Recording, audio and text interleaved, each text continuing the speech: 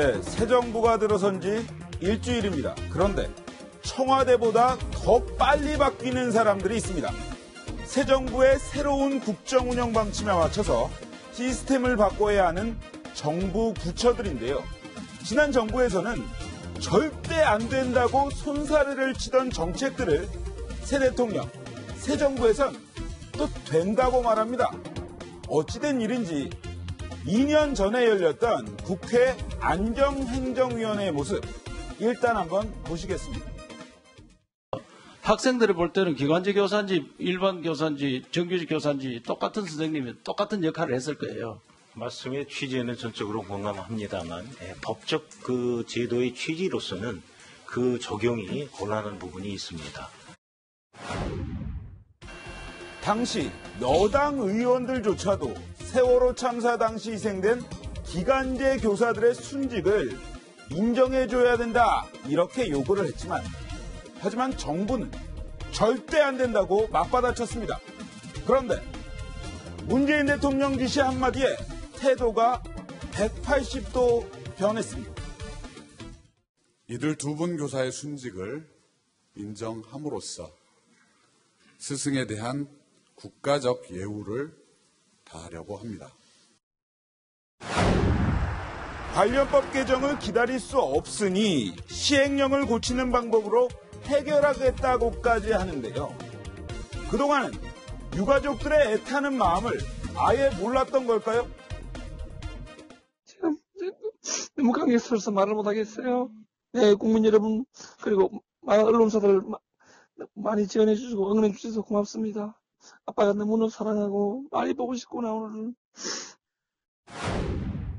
44억 원의 예산을 쏟아부었던 국정역사교과서 문제도 마찬가지입니다. 지난해는 국정교과서 편찬이 반드시 필요하다고 그렇게 역설을 하더니만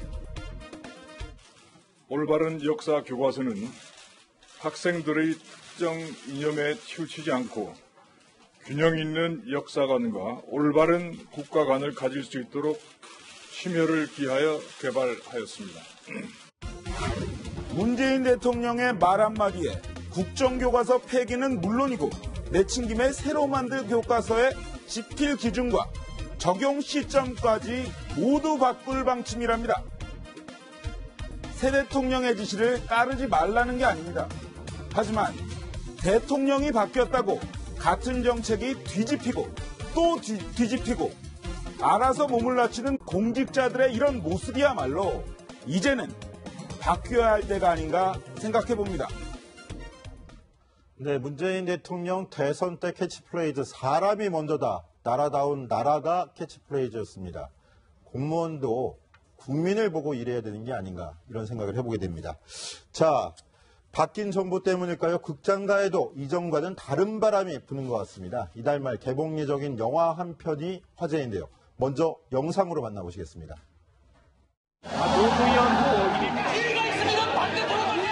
그 양반 하나는 이렇게 담배를 이렇게 불어가지고 자위권 활동도 가능하다는 국민의 비난은 누가 책임집니까? 부산 동구에서 처음으로 국회의원이 된 노무현입니다.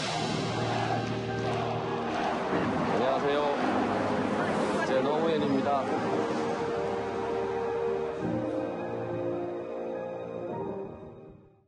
네, 최석호 기자. 지금 영화 영상을 보니까 유시민 작가, 안희정 충남지사 모습도 보이는데 이 영화 무슨 영화입니까? 예, 내용도 내용이지만 문재인 대통령 취임 이후에 노무현 전 대통령의 일대기 그리고 아주 인간 노무현이 또다시 화제가 되고 있습니다.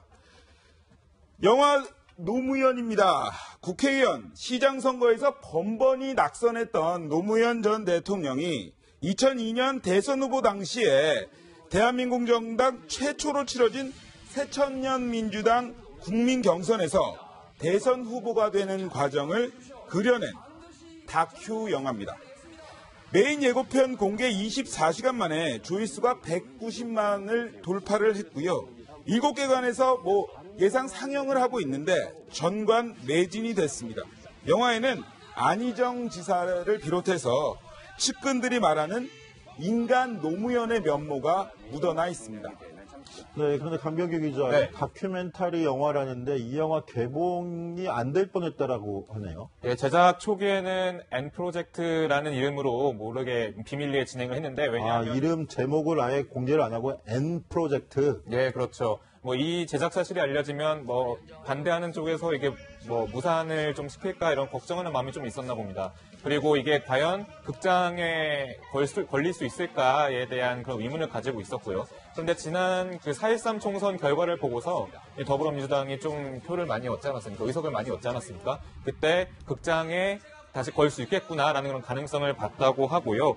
그 전에 이제 온라인으로도 그냥 이것을 다큐를 만들어서 뿌릴까 결심을 했었는데 결국 촛불 집회를 통해서 이제 뭐 정권이 바뀌었고 이것을 뭐 극장에까지도 걸 수 있을 만한 여력이 됐기 때문에 무엇보다 촛불 집회에 참석한 시민들에게 모두 감사하다 이런 말도 덧붙였습니다. 예, 이현수 기자 지금 얘기를 정리해 보니까 그러니까 정적들 사이에서의 얘기라고 볼 수도 있을 것 같아요. 노무현 전 대통령 이야기를 달궈할 리 없는 박근혜 정부 시절에 이 영화를 만들다 보니까 M 프로젝트라는 가명을 사용해서 영화를 만들었고 그리고 결국은 정권이 바뀌어서 개봉을 할 수 있게 됐다. 이렇게 정리가 할 수 있는 건가요? 사실 시기가 좀 미묘하잖아요. 문재인 대통령 들어서고 나서 이 영화가 개봉된다고 하니 이런 정권 교체에 맞춰서 만든 거 아니냐 이런 뭐 얘기도 나올 수 있는데요. 이 영화를 제작한 최나경 PD 말로는 영화를 만드는데 최소 1년이 걸리는데 어떻게 그걸 맞출 수 있었겠느냐. 그리고 영화를 제작할 때까지만 하더라도 이런 일이 벌어질 거라고 예상하지 못했다. 이렇게 이야기하기도 했습니다. 최석호 기자, 대선철, 뭐 총선철, 이렇게 중요 선거철마다 이렇게 정치 관련 다큐멘터리 영화가 개봉하는 게 또 유행인 것도 같은데 이 영화를 만든 감독은 노무현 전 대통령 지지자인가요? 그게 아니라고 합니다. 저 같아도 어떤 영화를 만들려면 누군가를 진짜 좋아해야 될 것 같은데 우리가 흔히 말하는 열렬한 노무현 지지자는 아니었다고 본인이 이야기를 했습니다. 오히려 노 전 대통령의 정책을 반대한다고 했는데요.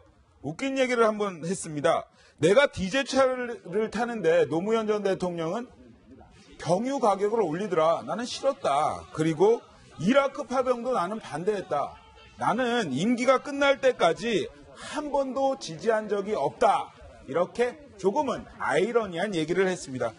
그런데 이런 얘기가 좀 눈에 띄었습니다. 정치적 공간은 나중에 밝혀질 것 같은데 그런데 인간 노무현에 대해서는 한번 짚어보고 싶었다.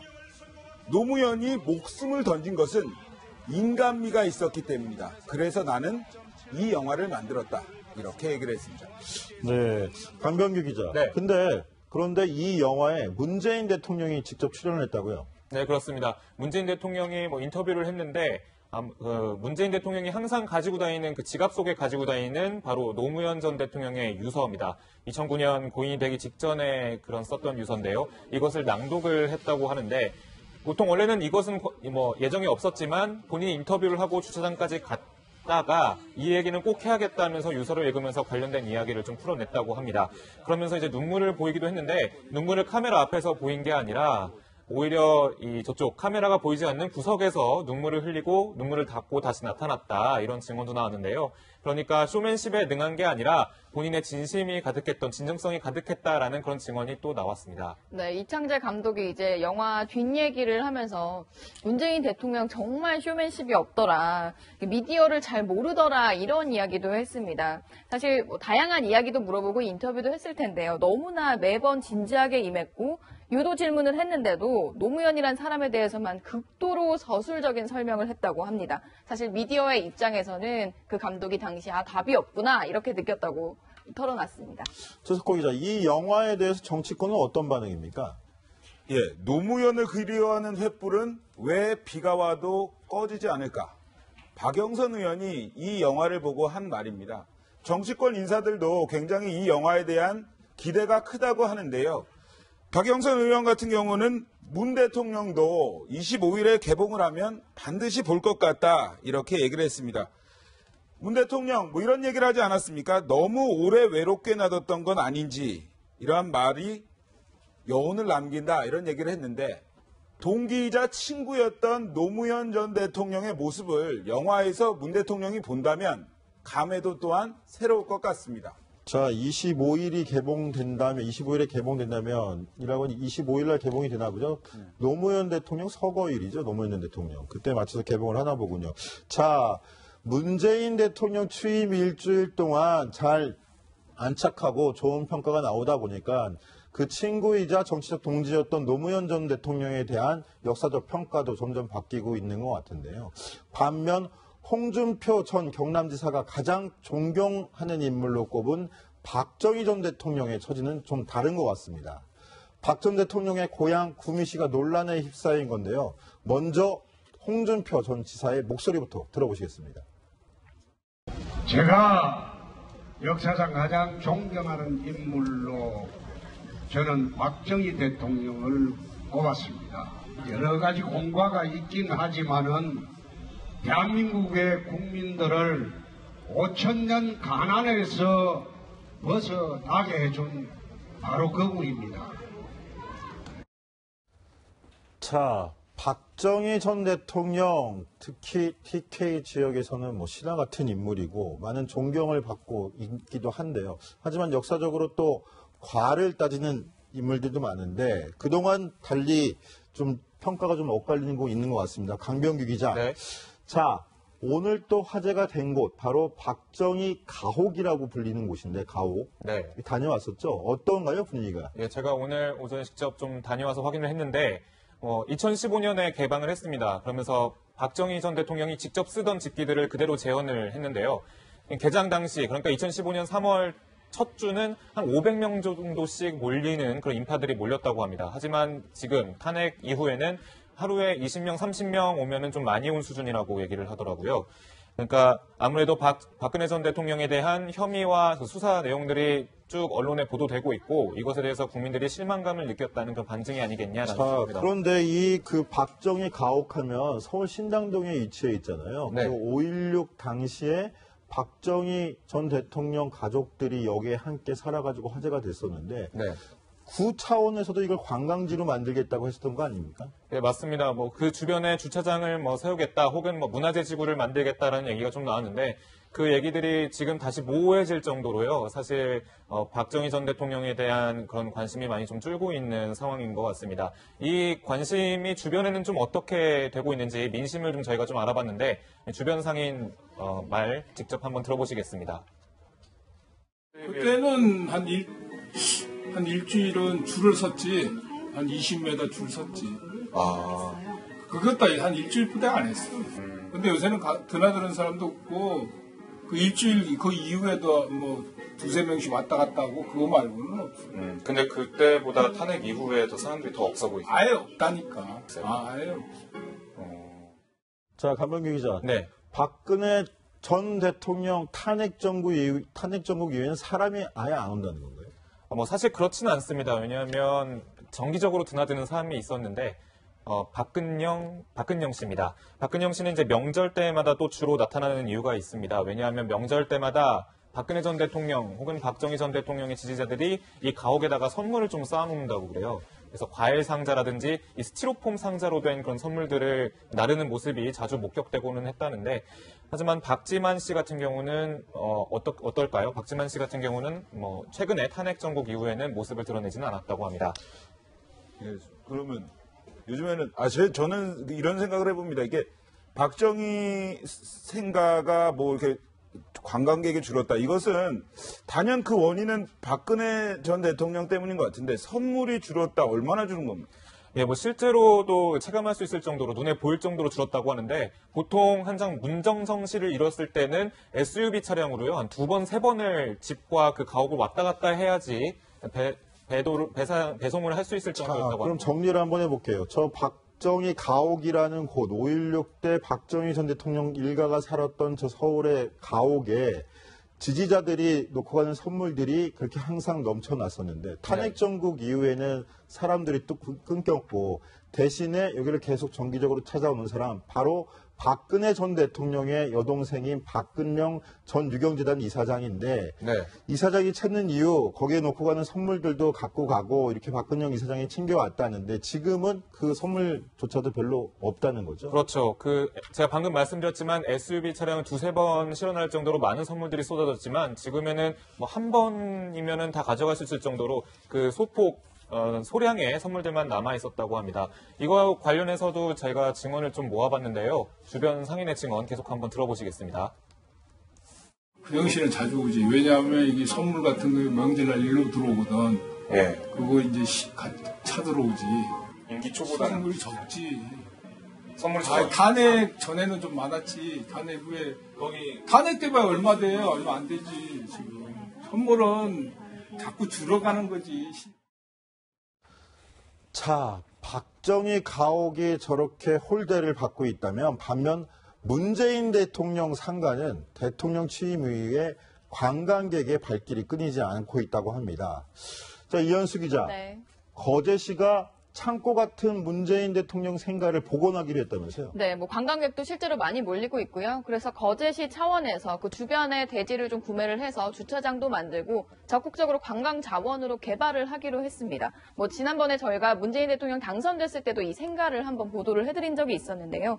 부산으로 이사 가기 전까지 7살까지 유년 시절을 보낸 아주 어렸을 때도 살았지만 매우 애착을 가지고 있는 곳이라고 합니다. 특히 문 대통령이 태어날 때 탯줄을 잘라준 추경순 할머니가 지금 현재 이 생가의 소유를 가지고 있는데요. 지금 거제시가 본격적으로 관광 자원으로 개발하기 위해서 나선 모습입니다. 네. 자, 그런가 하면은 박정희 대통령의 생가가 있는 구미시도 도마에 올랐어요.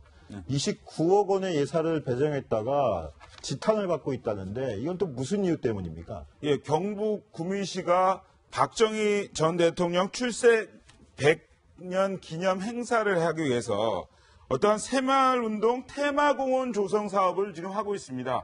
2011년부터 시작해서 16년까지 이제 총 870억 원의 예산을 들여서 조성을 했는데 이것이 박정희 우상화 사업이다. 이러한 논란을 빚고 있는 겁니다. 그런데 여기에 덧붙여서 박정희 전 대통령 출생 100주년 기념 사업 예산을 29억 원을 추경으로 더해달라 이렇게 확정을 한 겁니다. 그러니까 구미시 지역 주민들은 왜 박정희 우상화 사업에 이렇게 어마막지한 돈을 쏟아붓느냐 이렇게 반발을 하고 있습니다. 네, 그렇군요. 자, 이런 가운데 제주에서는 박정희 대통령에 대한 세미나를 열려고 하다가 그 장소였던 제주대 학생들의 반발을 사기도 했다고 합니다. 이렇게 정권의 부침에 따라서 인물들에 대한 평가도 엇갈리는 것 같은데요. 오늘은 또 이 사람 한 명이 화제가 됐습니다. 바로 누굴까요? 손편지 때문이었는데요. 이 사람 영상 먼저 보시겠습니다.